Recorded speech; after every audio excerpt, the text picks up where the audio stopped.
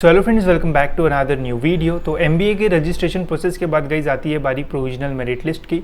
इस वीडियो में गाइज मैं आपको बताऊंगा कि provisional merit list and final merit list में क्या डिफरेंस रहता है। साथ ही में जब प्रोविजनल मेरिट लिस्ट आती है तो उसके अगले दिन से एक एडिट का जो ऑप्शन है गाइज वो भी ओपन होता है। तो उसमें आप कौन सी चीज़ें एडिट कर सकते हो, कौन से इंपॉर्टेंट डिटेल्स आपको प्रोविजनल मेरिट लिस्ट में चेक करना है, ये भी मैं आपको इस वीडियो में बताऊंगा।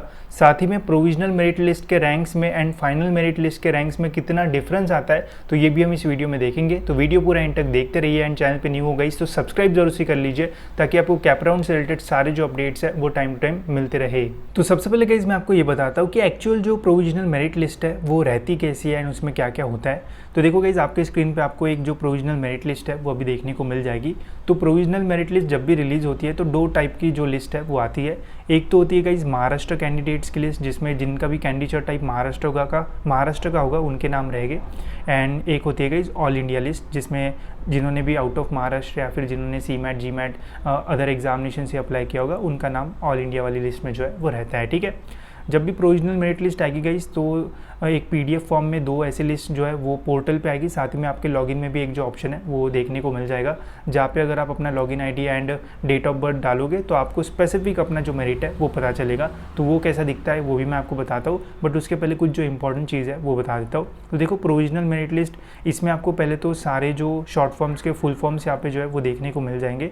एंड यहाँ पे आपको 3 इंपॉर्टेंट जो नोट्स है वो देखने को मिलेंगे जो कि बहुत इंपॉर्टेंट है। तो देखो गाइस, प्रोविजनल मेरिट लिस्ट में उन्हीं का नाम आएगा जिन स्टूडेंट्स ने रजिस्टर किया है एंड जिनके डॉक्यूमेंट सक्सेसफुली वेरीफाइड हुए हैं। जब आपने डॉक्यूमेंट्स अपलोड किए होंगे उस टाइम अगर आपने कोई भी डॉक्यूमेंट्स की रिसिप्ट अपलोड की होगी तो आपकी कैटेगरी के आगे आपको कुछ जो स्पेशल सिंबल्स है वो देखने को मिलेंगे। अगर आपने कास्ट वैलिडिटी की रिसिप्ट अपलोड की होगी तो आपको अपने कैटेगरी के आगे डॉलर का साइन देखने को मिलेगा। अगर आपने नॉन क्रिमिनल की रिसिप्ट अपलोड की होगी तो हैशटैग का साइन आएगा।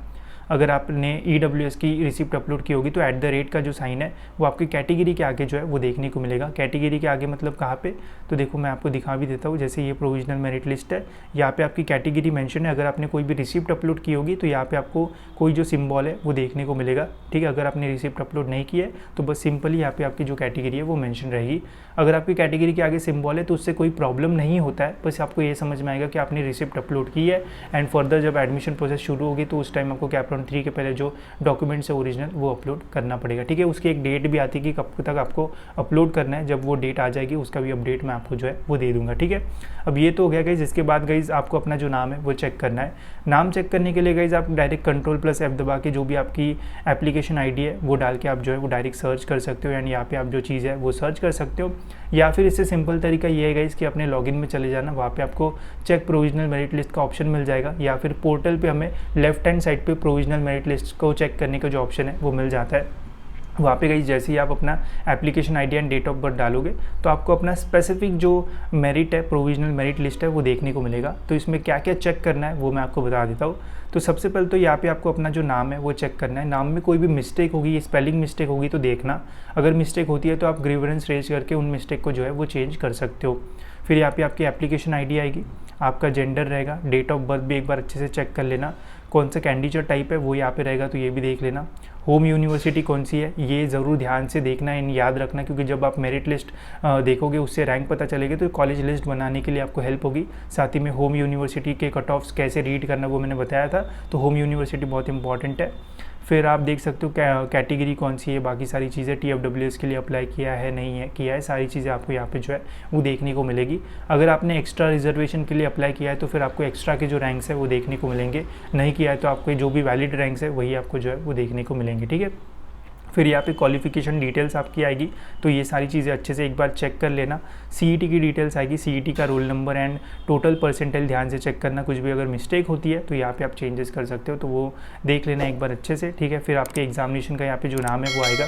जैसे अभी स्टूडेंट ने MBA CET से ही अप्लाई किया है, अगर आपने CMAT GMAT CAT से अप्लाई किया होगा तो वो एग्ज़ाम भी आपको यहाँ पे देखने को मिलेगी। एंड उसके भी जो डिटेल्स है वो आपको यहाँ पे जो है वो देखने को मिल जाएंगे। ठीक है, अभी स्टूडेंट्स ने बस MBA CET से अप्लाई किया है, ना ही इसने TFWS के लिए अप्लाई किया है, ना ही EWS के लिए अप्लाई किया है, तो यहाँ पे बेसिक से ही जो रैंक्स है वो आएंगे। जैसे एक रैंक आएगा ऑल इंडिया मेरिट नंबर, तो इस स्टूडेंट का ऑल इंडिया मेरिट नंबर आप यहाँ पे देख सकते हो।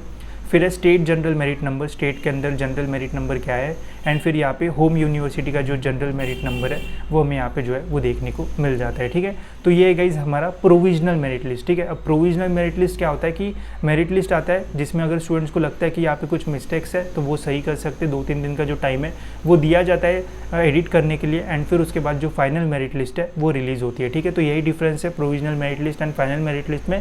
प्रोविजनल मेरिट लिस्ट में हम चेंजेस कर सकते हैं, फाइनल मेरिट लिस्ट एक बार आ गई उसके बाद कोई भी जो चेंज है वो नहीं होगा आपके एप्लीकेशन में, आपके नाम में या फिर कहीं पे भी। तो ये याद रखना कि प्रोविजनल मेरिट लिस्ट तक आप थोड़े बहुत चेंजेस कर सकते हो, बट फाइनल मेरिट लिस्ट में आप कोई भी जो चेंज है वो नहीं कर पाओगे।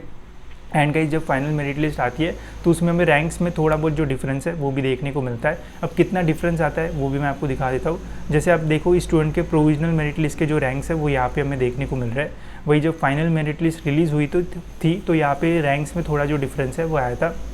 अब देखो इसका जो home university general merit rank है वो है 2338, एंड वही अगर आप यहाँ पे देखते हो तो ये है 2340। ठीक है, तो यहाँ पे थोड़ा जो है वो रैंक कम हो गया। कभी आपका जो रैंक है वो कम भी हो सकता है, कभी आपका जो रैंक है वो बढ़ भी सकता है, बट जो डिफरेंस है वो बहुत ज़्यादा नहीं आता है। 10-12 रैंक का डिफरेंस जो है वो आ सकता है या फिर थोड़ा ही जो डिफरेंस है वो आता है। तो ऐसा सच बहुत टेंशन लेने की ज़रूरत नहीं है कि यार मेरा रैंक इतना कम हो गया या फिर इतना ज़्यादा हो गया। बट हाँ, जो टॉपर्स रहते हैं जिनको एक एक रैंक मैटर करता है उनके लिए provisional and final merit list में आपको थोड़ा बहुत भी डिफरेंस अगर देखने को मिलता है तो वो आपके लिए फ़ायदेमंद या फिर नुकसानदायक जो है वो हो सकता है। ठीक है, तो इसलिए मैं बोल रहा हूँ कि जब प्रोविजनल मेरिट लिस्ट आएगी तो चीज़ें ध्यान से चेक करना। अगर कोई मिस्टेक नहीं है तो बहुत बढ़िया बात है, अगर कोई मिस्टेक है तो ज़रूर ग्रीवेंस जो है वो रेज करना है एंड अपनी जो मिस्टेक्स है वो करेक्ट कर लेना। ठीक है, बाकी जब फाइनल मेरिट लिस्ट रिलीज़ होगी उसके बाद ही जो कैपटाउन प्रोसेस है वो स्टार्ट होगी, तो उसके भी मैं आपको जो अपडेट्स है वो टाइम पे दे दूंगा। ठीक है, बाकी प्रोविजनल मेरिट लिस्ट जब रिलीज़ होगी तो हम लाइव भी करेंगे एंड उसमें मैं आपको बताऊंगा कि कैसे आपको चीज़ें चेक करना है, एंड इस बार जो कट ऑफ्स है वो बढ़ेंगे या फिर कम होंगे वो भी मैं आपको डिटेल में बताऊंगा जब मेरिट लिस्ट जो है वो रिलीज़ होगी तब। साथ ही में कहीं जब आप कॉलेजेस की लिस्ट बनाओगे तो उसमें आपको बहुत सारी कॉलेजेस जो है वो ढूंढना पड़ेगा। तो कॉलेजेस फाइंड करने के लिए गाइस आप हमारी जो लिस्ट है उसका जो यूज़ है वो कर सकते हो, बिकॉज 300 से भी ज़्यादा MBA के कॉलेजेस है। अब इसमें कौन सा कॉलेज आपके परसेंटाइल के आसपास है ये देखना बहुत मुश्किल हो सकता है। तो इस लिस्ट का यूज़ करके गाइस आप अपने जो कॉलेजेस है वो शॉर्ट लिस्ट कर सकते हो according to your percentile, and easily guys आप अपने कैप राउंड 1 की जो लिस्ट है वो बना सकते हो। ठीक है, तो इसकी जो लिंक है वो आपको डिस्क्रिप्शन में मिल जाएगी। एंड इसके अलावा गाइस जैसी प्रोविजनल मेरिट लिस्ट इस साल की रिलीज़ होगी तो उसका मैं आपको जो अपडेट है वो दे दूंगा, एंड बाकी सारे जो अपडेट्स है वो भी आपको जो है वो टाइम पे मिल जाएंगे। ठीक है, तो होप सो गाइस आपको सारी जो चीज़ है वो समझ में आ गई होगी। तो इस वीडियो में इतना ही, मिलते हैं गाइस ऐसी और एक इन्फॉर्मेटिव वीडियो में।